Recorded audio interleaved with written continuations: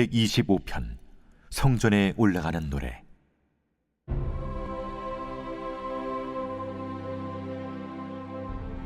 여호와를 의지하는 자는 시온산이 흔들리지 아니하고 영원히 있음 같도다.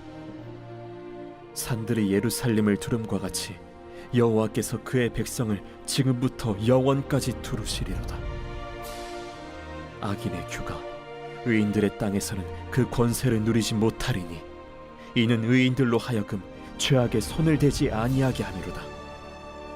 여호와여, 선한 자들과 마음이 정직한 자들에게 선대하소서.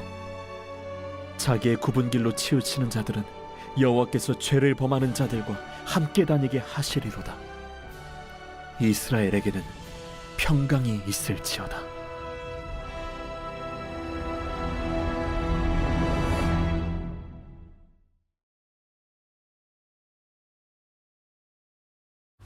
할렐루야. 오늘 우리에게 주신 하나님의 말씀은 시편 125편 1절부터 5절까지 말씀입니다. 오늘 말씀의 제목은 성벽의 두 가지 의미입니다. 대한민국 남자라면 대부분 한 번씩은 경험해야 하는 것이 있다면 그것이 바로 군대일 것인데요. 저는 군대를 남들보다 조금 늦게 갔습니다. 결혼을 하고 첫 아이를 낳고 난 후에 갔으니까요. 늦어도 많이 늦었죠. 훈련소에 입소를 했는데요. 중대장이 저와 동갑인 거예요. 그래서인지요, 저는 좀 빠르게 적응을 하는 편이었어요.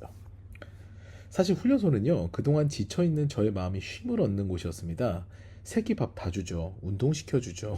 매일매일 스케줄이 있어서 고민할 필요가 없으니 사실 나이가 좀 들고 난 다음에 세상 일을 하다가 군대를 가게 돼서 그런지 저는 오히려 참 마음 편하게 있었던 곳이 바로 군대 훈련소였습니다.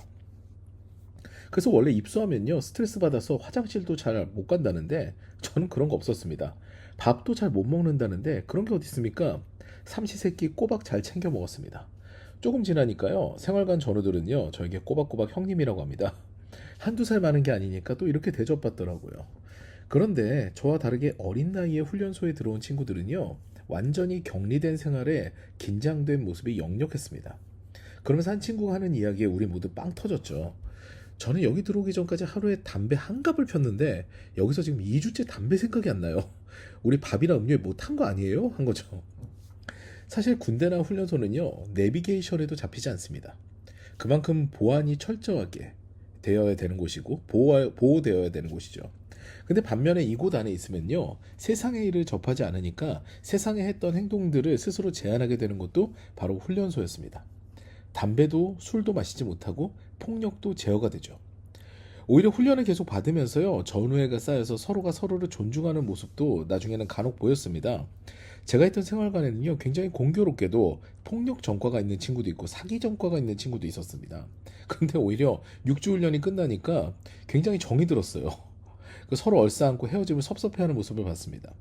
저는 이것을 보면서요, 어느 정도 격리, 어느 정도 제한의 필요성을 느끼게 됐죠.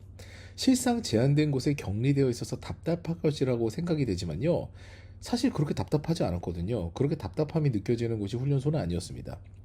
오히려 나쁜 짓을 할 수 없는 그 공간에서 새롭게 인성이 개발될 수 있겠구나라는 느낌을 받게 된 거죠. 오늘 본문을 보면요, 보호장벽의 양면적인 부분이 드러납니다. 오늘 시편 역시 성전에 올라가는 노래 시리즈 중 한 편인데요, 순례시에 속한 공동체 탄원시입니다. 오늘 본문인 시편 125편은요, 이렇게 시작합니다. 1절입니다. 여호와를 의지하는 자는 시온산이 흔들리지 아니하고 영원히 있음 같도다. 먼저 시인은요, 하나님을 의지하는 자의 모습을 노래하는데 이는 예루살렘에 있는 시온산이 여전히 그 자리에 있는 것과 같이 하나님을 의지하는 자의 근원이 하나님께 뿌리를 내리고 흔들림이 없는 삶을 살게 된다라는 것을 먼저 이야기합니다.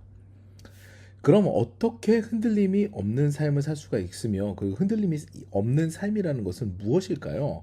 2절 말씀 보시겠습니다. 산들이 예루살렘을 두름과 같이 여호와께서 그의 백성을 지금부터 영원까지 두르시리로다. 아멘. 하나님께서 그의 백성을요, 정해두신 공간에, 그 시온산 안에 보호하신다라는 그런 의미가 있죠. 그런데 이 보호는요, 이중적 의미를 가지고 있습니다. 3절입니다. 악인의 규가 의인들의 땅에서는 그 권세를 누리지 못하리니 이는 의인들로 하여금 죄악에 손을 대지 아니하게 함이로다. 아멘. 하나님의 보호하심은요, 세상의 악으로부터 의인을 보호하시는 장벽과 같은 역할도 하지만요, 동시에 우리 스스로가 악의 손을 대지 못하게 되는 그런 격려의 역할도 하는 것이죠. 그러면서 시인은 간구로 이 시를 마무리합니다. 4절과 5절입니다. 여호와여, 선한 자들과 마음이 정직한 자들에게 선대하소서. 자기의 굽은 길로 치우치는 자들은 여호와께서 죄를 범하는 자들과 함께 다니게 하시리로다. 이스라엘에게는 평강이 있을지어다. 아멘. 시인은요, 선인과 악인의 모습을 이야기하면서 이 선택에 따라서 하나님의 처분을 강구합니다. 여기서 선한 자들과 마음이 정직한 자들, 그리고 굽은 길로 치우치는 자들이 대비가 되는데요. 정직하게 하나님의 뜻을 구하는 자들과 어떻게든 세상의 편법으로 빠져들어가서 하나님의 장벽을 들락날락하는 자들이 정확하게 대치됩니다. 결국 하나님의 보호의 장벽을 빠져나가서 세상의 죄악을 기웃기웃거리는 자들은요, 악인과 함께 망하는 삶을 살게 될 것이다 라는 것이 시인의 노래하는 고백이죠. 사랑하는 여러분, 율법은요, 우리를 제한하는 것처럼 느껴지지만 그 하나님의 율법을 지킴으로요, 우리는 하나님의 장벽 안에 거하는 것과 같은 평안함을 느끼게 됩니다. 요즘은요, 자유를 굉장히 강조하는 시대가 되었는데요. 물론 자유는 소중합니다. 당연히 존중되어야 되는 거고요. 그런데 나 개인의 자유만을 추구하는 것처럼 이렇게 시대가 흐르게 된다면요, 그건 굉장히 잘못된 방향으로 나아가는 거죠. 자유는 다른 이들의 자유를 존중하는 것부터 시작되어야 됩니다. 그렇기 때문에요, 신학자 보네포는요, 관계가 없는 가운데 자유는 있을 수가 없다라는 이야기를 하죠. 여러분, 만약 이 세상에 법이 없고 자유가 만연하다면요, 그래서 그 개인적 자유를 제한하지 않는다면요, 우리는 숨을 쉴 수 없는 시대가 됐을 겁니다. 힘 있는 자들이 약한 자들을 마음껏 짓밟는 시대가 됐겠죠.